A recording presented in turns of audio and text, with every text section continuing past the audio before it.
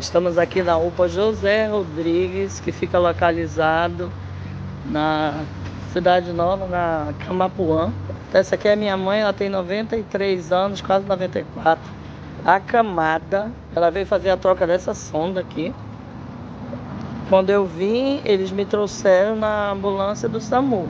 Mas para voltar para casa, eles disseram que não tem ambulância, eu tinha que me virar, dar meu jeito. Então, eu estou dando meu jeito para levar minha mãe para casa, ó.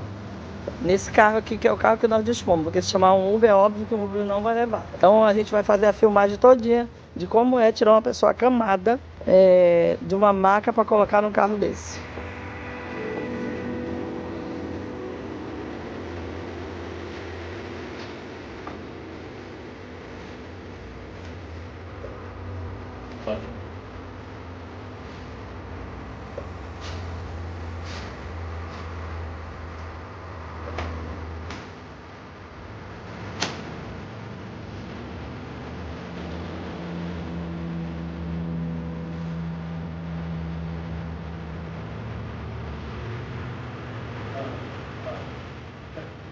Deixa eu ter coisa.